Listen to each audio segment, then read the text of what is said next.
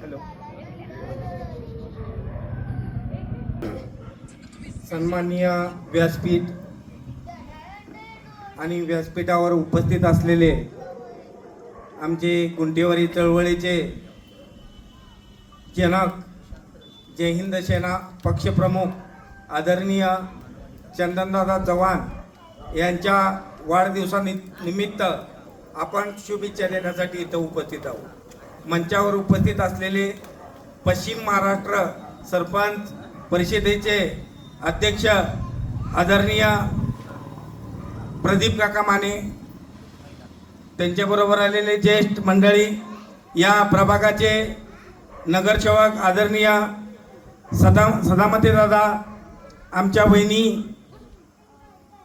आणि ज्येष्ठ महिला नेत्या पाटोळेताई आणि त्यांच्याबरोबर आलेल्या सावंतताई आणि वाढदिवसानिमित्त विविध सांगली जिल्ह्यातून आलेले आमचे जय हिंद सेना पक्षाचे पदाधिकारी, जय हिंद गुंटेवारी सेनेचे पदाधिकारी, जय हिंद युवा सेनेचे पदाधिकारी आणि कालपासून तमाम महाराष्ट्रातून 24 जिल्ह्यातून दादांना शुभेच्छा देणारे आमच्या जय हिंद पक्षाचे सर्व पदाधिकारी आणि आपण इथं शुभेच्छा देण्यासाठी उपस्थित असलेले सर्व ज्येष्ठ मंडळी, पत्रकार मंडळी आणि आपण सर्व, आज दादांचा वाढदिवस आपण साजरा करत आहोत.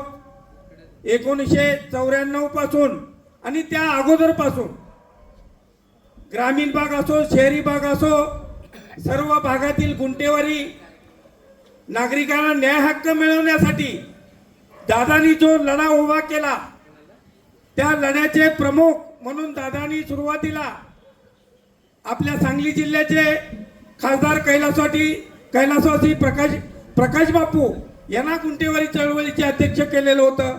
त्याच्यानंतर दादांनी ही धुरा सांभाळून आज गेली 35 वर्षापासून तमाम महाराष्ट्रातील गुंटेवारी धारकांना आपल्या स्वतःची घरं मिळावीत, 7 बाऱ्या सदरी आपल्या घराची नोंद व्हावी, शासनाच्या विविध योजना आपल्याला मिळाव्यात म्हणून दादांनी चळवळीच्या माध्यमातून गुंटेवारी चळवळ उभी केली. काही दिवसानंतर म्हणजेच गेल्या वर्षी फक्त या चळवळीतून लोकांना न्याय मिळणार नाही, आपलं राजकीय सुद्धा कुठेतरी पाठबळ असावं आणि लोकांनी सुद्धा आपल्या पाठीमागे राहावं म्हणून दादांनी जय हिंद सेनेची स्थापना केली.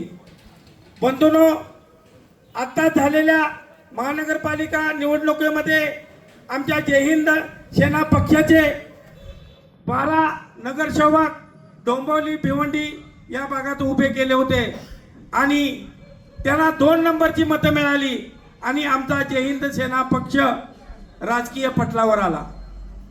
दादांच्या खूप मेहनत, श्रम आणि चळवळ अशी प्रसिद्ध झाली की सांगली जिल्ह्यामध्ये त्यांनी हंटरफोड आंदोलनं केली, मोर्चे काढले.